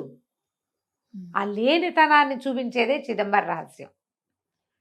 చాలా అద్భుతమైన గాథ ఉంటుంది జయ చిదంబరానికి. ఎన్నిసార్లు చదివినా, ఎన్నిసార్లు చెప్పినా ప్రతిసారి ఒక అద్భుతమైన భావం కలుగుతుంది. ఇదివరకు ఎప్పుడు ఇది కృతయుగానికి ముందు, కృతయుగం తొలికాలం అయి ఉండొచ్చు. ఋషులు మునులు చాలామంది ఇక్కడ ఉండేవాళ్ళు ఈ చిదంబరం ఉన్న ప్రాంతాల్లో. తిల్లైవనం అనేవాళ్ళట ఈ ప్రాంతాన్ని. తిల్లై అనేది ఒక ప్రత్యేకమైన చెట్టు, అది గుబురుగా ఉంటుంది. మనం ఇప్పుడు కూడా చిదంబరం గోడల మీద ఈ తిల్లై వృక్షాల బొమ్మలు చూస్తాం. ఇప్పుడు అది అక్కడ కనపడదు, ఇంకొంచెం అవతలకు ఉన్నట్టు కనిపిస్తుంది. ఈ తిల్లై వనాలలో ఉన్నటువంటి ఋషులు మునులు, ఋషివాటికలు చాలా ఉండేవి. వీళ్ళు మంత్రాలతోటి, యజ్ఞాలతోటి భగవంతుణ్ణి బంధించగలమనేటువంటి ఒక భావంలో ఉండేవాళ్ళు. మంత్రం ఉంది, యజ్ఞం ఉంది. భగవంతుడు వీటికి అతీతుడైన వాడు, లోకాతీతుడు అయిన ఆ అతీతమైన దైవాన్ని మనం బంధించగలమనే ఒక ప్రగాఢమైన విశ్వాసంతో వాళ్ళు ఉండేవాళ్ళు. వీళ్ళు వీటికి నేను అతీతుణ్ణి అని వాళ్ళకి తెలియజేయటం కోసం పరమేశ్వరుడు విష్ణు సహాయుడై వాళ్ళిద్దరూ ఇక్కడికి వచ్చారు. ఎలా వచ్చాడు ఆయన? బిచ్చాధనాథర్ అంటారు. బిచ్చగాడిగా వచ్చాడు పరమేశ్వరుడు ఇక్కడికి. ఆయనతో మహాద్భుత సౌందర్యవతి స్వరూపంలో, మోహిని స్వరూపంలో ఉన్న విష్ణువు కూడా ఆయనతో పాటు వచ్చాడు. ఒక బిచ్చగాడు, బిచ్చగాడి భార్యగా చెప్పారు, ఒక స్త్రీ. ఎంత వ్యామోహపరిచే సౌందర్యమో ఆ బిచ్చగాడిది. బిచ్చాండవన్ ఇలాంటి పేర్లే రాస్తారు. ఈ భిక్షగాడుగా వచ్చినటువంటి అతని వెనకాలన్న మహాద్భుత సౌందర్యవతి, మోహపరిచే సౌందర్యం ఉన్నటువంటి వీరు చూసి ఋషిపత్నులు మోహంలో పడిపోయారట. అంటే ఒక దిగ్భ్రమకి చెందారు. ఏదో మోహం కాదు, లోబడిపోవటం అనగానే మనం ఏమనుకున్నాం, మనుషులు లోబడిపడటం అంటే లొంగిపోవటం అని అనిపిస్తుంది. మగవాడికి లొంగిపోవటం స్త్రీలు, ఇది కాదు. మహాద్భుత దైవిక శక్తి అందులో ఉన్న దైవత్వానికి ఆకర్షితులైపోయారు. వాళ్ళు ఎటు వెళ్తే అటు వెళ్ళిపోయారట. వాళ్ళకేంటి, వ్యామోహపరచటమే వాళ్ళ ఉద్దేశం ఏదైనా వాళ్ళు వ్యామోహపరిచేందుకే ఉన్నవాళ్ళు. ఎప్పుడైతే ఈ స్త్రీలు వీళ్ళ వెనకాల పడిపోతున్నారో ఈ ఋషులకి ఈ మునులకి అందరికీ కోపం వచ్చిందట అక్కడ బ్రాహ్మణ సమాజానికి. ఈ అతన్ని అదిలించి ఏం చేసినా సరే సమాధానం చెప్పేస్తున్నాడు వెళ్ళటల్లా అవతలకి. వీళ్ళేమో ఆయన కేసి కళ్ళు అంటించేశారు, ఏ క్రియలు చేయటల్లా. ప్రార్థించండి అంటే అతన్నే, పూజించండి అంటే అతన్నే, చూడండి అంటే అతన్నే. ఏం చేసినా క్రియ మాంట వేరే క్రియలోకి వాళ్ళు రావటల్లా. అందుకని వీళ్ళు ఏం చేశారట, మంత్రాలతోటి సర్పాలని సృష్టించి వదిలిపెట్టారు ఆ బిచ్చాండవన్ మీదకి. ఆయన వాటన్నిటినీ తీసుకుని ఒకదాన్ని మెళ్ళో వేసుకున్నాడు, ఒకదాన్ని తల మీద పెట్టుకున్నాడు, కొన్నిటేమో చేతులకి, కొన్ని పాదాలకి అలంకరించేసుకున్నాడు. ఏమిటి పావులు చూస్తే భయపట్టాల. మంత్రాలతోటి ఒక పులిని పంపించారు. ఆ పులి మీదకి దూకితే ఆయన దాన్ని ఇట్లా పట్టుకుని ఇట్లా చీల్చి ఆ చర్మాన్ని నడువు కట్టేసుకున్నట్టు. ఇంత క్రియ జరుగుతుంటే ఈ స్త్రీలు భయపడాలి, కానీ ఆ దిగ్భ్రమలోంచి బయటికి రాలా వాళ్ళు. ఏం భయలేదే లేదు, చూస్తున్నారు అంతే. ఇంకా ఆయనకు లోబడిపోయి ఉన్నారు. అక్కడి నుంచి వీళ్ళు ఏం చేశారు, ఒక బ్రహ్మాండమైన రాక్షసుడిని సృష్టించి వదిలిపెట్టారు. ఈయన వాడి జుట్టు పట్టి ఇట్లా కింద వేసి అతని మీద పాదం మోపి వీపు మీద ఇట్లా నిలబడ్డాడు. పైకి నిలబడి ఒక నవ్వుతోటి తాండవం చేయటం మొదలుపెట్టాడు. ఎప్పుడైతే ఈ రాక్షసుడి మీద కాలు పడి ఆయన కాలు ఇట్లా లేచింది, బొటన వేలు ఆనిందట, పైకి లేచాడు. ఎంత మనిషో, పైకి లేచి చేతులు అవి కదిలి జుట్టు కదిలేసరికి పరమేశ్వర సాక్షాత్కారం కలిగింది వాళ్ళకి. ఆయన ఏం చేస్తాడు, ఆనంద తాండవం చేస్తాడు. ఆయన తాండవమే ప్రపంచం, ఆయన కదలికే ప్రపంచం. ఎట్లా కదులుతుంది, ఎలా నడుస్తాం మనం, దీని మీద చెట్లో పువ్వులో ఇంకోటి ఎట్లా పుష్పిస్తాయి, భగవంతుడి కదలిక అది. అది వీళ్ళకి తెలిసింది. ఎప్పుడైతే ఈ పరమేశ్వరుడి స్వరూపం కనపడిందో, వీళ్ళు అంతకుముందు ఎలాంటి వాడిని చూస్తున్నారు, బూడిద పూసుకుని ఏదో సౌందర్యవంతుడుగా ఉన్నాడు. ఈ పాములు, ఈ పులి చర్మం, ఈ బిచ్చగాడిలాగా కనపడేటువంటి ఒక స్వరూపంలోంచి మహాద్భుతమైన పరమేశ్వర సాక్షాత్కారం జరిగింది. ఆ వెనకాల నిలబడి మహాద్భుత సౌందర్యవతిగా కనపడుతున్నటువంటి ఆ మోహిని స్వరూపం ఆయన లోపలికి వెళ్ళిపోయింది. చూస్తూ ఉండగా అప్పటిదాకా బిచ్చగాడిగా కనపడుతున్నటువంటి ఆయన ముఖంలో దైవ కళ అలా కనపడ్డం. మరి విష్ణుమాయ అది వెనకాల నుంచి ప్రవేశించేసింది. ఎప్పుడైతే ఇది కనపడిందో వెంటనే ఋషులు మునులు తెలుసుకున్నారు. అప్పుడు వెలిసిన స్వరూపమే చిదంబరంలో ఉన్న నటరాజ స్వరూపం. ఆయన చేసే తాండవమే ఈ ప్రపంచపు కదలిక, జీవం. ఈ లేచినటువంటి ఈయన చేతుల్లోకి అగ్ని ఇలాంటివన్నీ ప్రత్యక్షం. వాటన్నిటితోటే కదా ప్రపంచం ఎట్లా నడుస్తుంది, పంచభూతాలతోటి. ఆ స్వరూపం ఇక్కడ మనకి కనపడుతుంది. సాధారణంగా సాంప్రదాయిక స్వరూపం ఏమిటి మనకు తెలిసేది, శివలింగమే శివుడు. ఒక మానవ స్వరూపంలాగా కనపడతాడు ఇక్కడ నటరాజ స్వరూపం. మనం ఎక్కడా చూడం అట్లా. పైగా ఇది ఎట్లాంటిది, ఈ స్వరూపం ఎలా కనపడుతుంది, ఏదో నిలబడి ఉన్నదో, పడుకుని ఉన్నదో, కూర్చుని ఉన్నదో కాదు, తాండవ స్వరూపం, నాట్యభంగిమలాగా కనపడుతుంది. ఇక్కడే భరతముని ఈయన్ని ప్రార్థించి భరతనాట్యాన్ని రూపొందించాడు. భరతముని రాశాడు, ఆ పుస్తకం రాసుకున్నాడు. నాట్యం ఇక్కడి నుంచే పుట్టింది. భగవంతుడి యొక్క హేళా లీలా విశేషాలే ప్రపంచం యొక్క కదలికలు, పోకడలు. ఇక్కడ మనం ఆ స్వరూపాన్ని చూస్తాం. పెద్ద దేవాలయం, దాదాపుగా ఒక 250 ఎకరాల స్థలం ఉంది. అది అన్నీ ఆక్యుపై అయిపోయి ఉంటాయి. ఇప్పుడు పురాతన కాలంలో అంత ఉండేదట. అయితే వరదరాజ పెరుమాళ్గా మోహిని స్వరూపంలో ఉన్న విష్ణువు ఇక్కడ వెలిసి ఉన్నాడు. నటరాజ స్వరూపం చూస్తాం. అక్కడి నుంచి ఒక స్ఫటిక లింగాకృతిలో స్వామివారు మనకి దర్శనమిస్తాడు. నటరాజ స్వరూపం స్ఫటిక లింగంతో పాటుగా ఎప్పుడైతే ఈ స్వరూపంలో నటరాజుగా కనపడ్డాడో, ఆ తర్వాత వాళ్ళకి స్వామి మాయమయ్యి అక్కడ ఒక ఖాళీ తెలిసింది. ఒక బిలంలాగా ఉండి అంతా అందులోకి వెళ్ళిపోతున్నట్టుగా కనపడింది ఋషులకి. ఇంత ప్రపంచము, ఈ తిల్లైవనాలు అన్నీ పోయినాయి అందులోకి. తీరా అక్కడ చూస్తే ఏముంది, శూన్యం, ఏమీ లేదు. ఆ శూన్యంగా ఉన్నదాన్ని ఆకాశలింగంగా ఇక్కడ మనకి దర్శనం చేయిస్తారు. అది మనం చూస్తాం. ఇక్కడ స్వామి ఈ స్వరూపంలో వెలిశాడు. అతిపెద్ద దేవాలయం.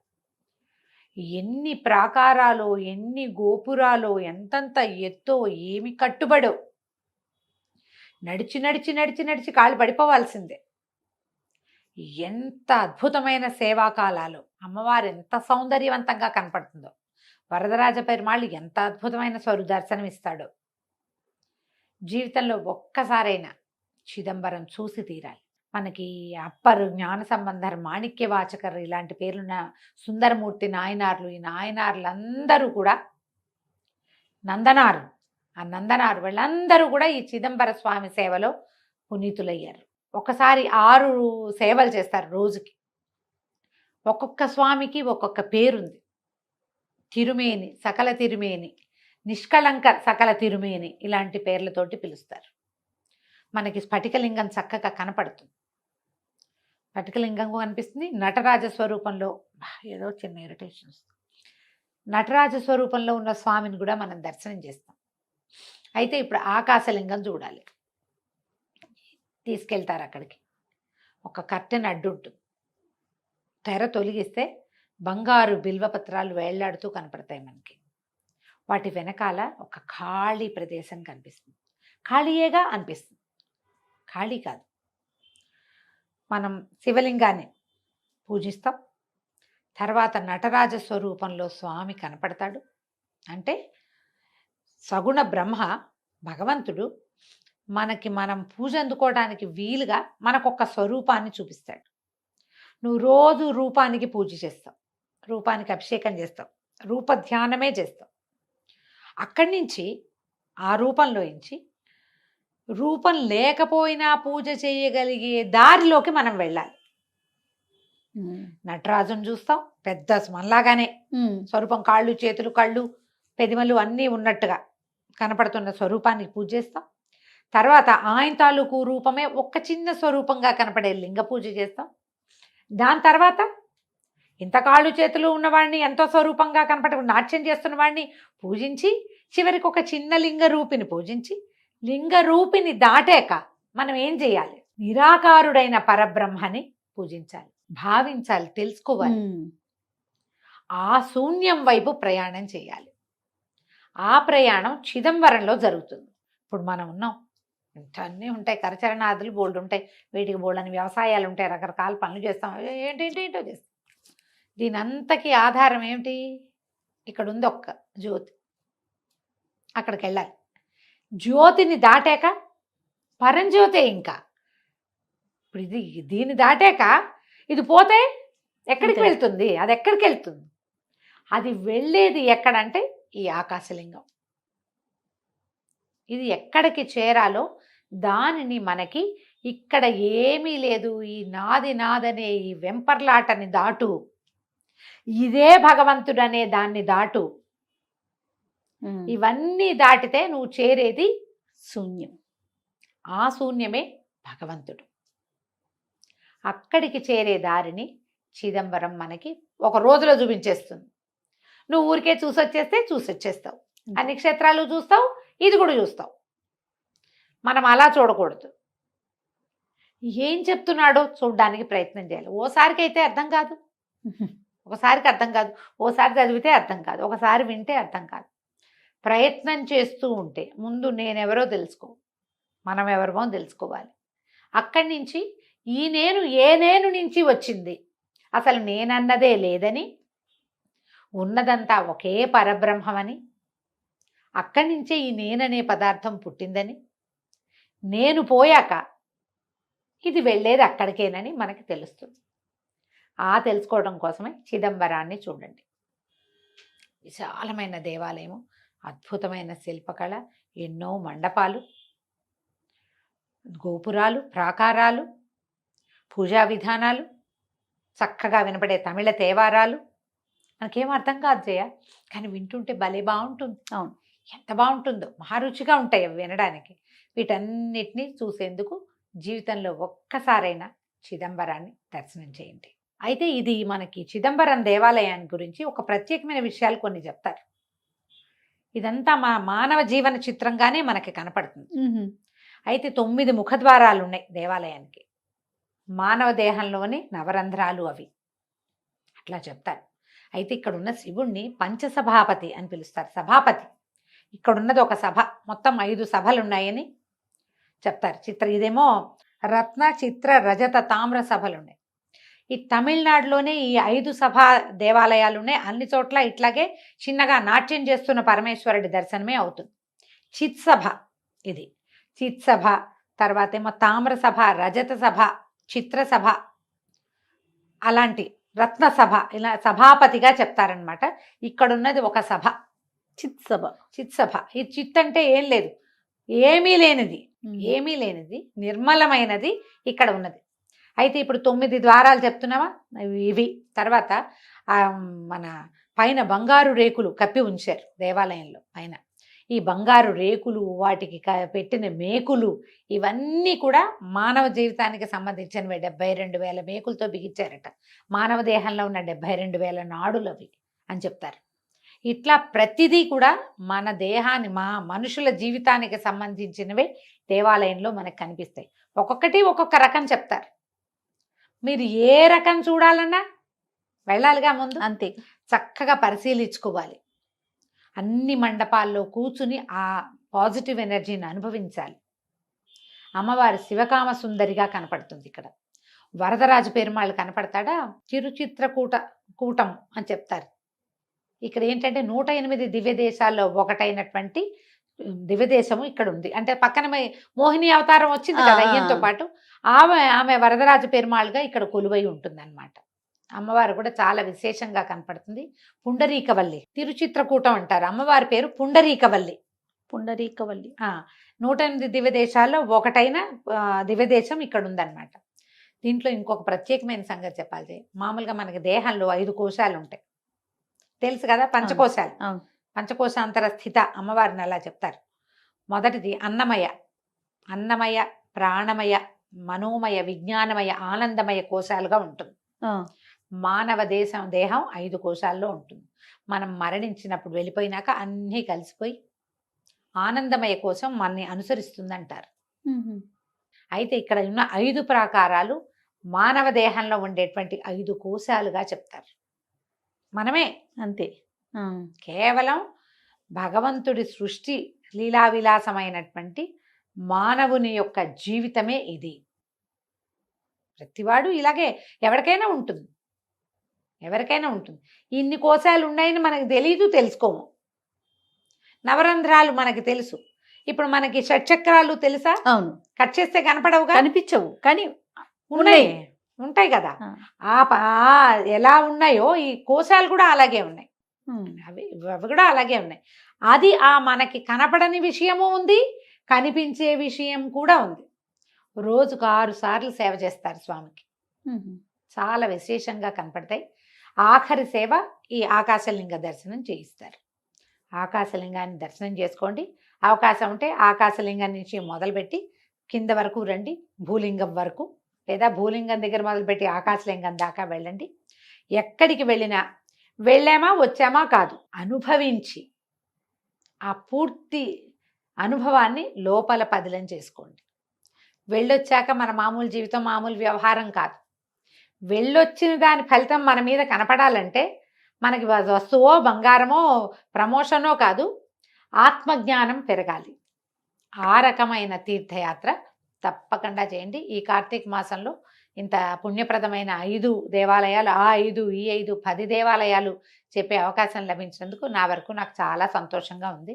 వాటి కోసం మళ్ళీ చదివాను, మళ్ళీ చెప్పాను. సో మీరు కూడా వినండి, చూసి రండి. తప్పకుండా రమ్మగారు, ప్రత్యక్షంగా వింటున్నాను కదా నేను.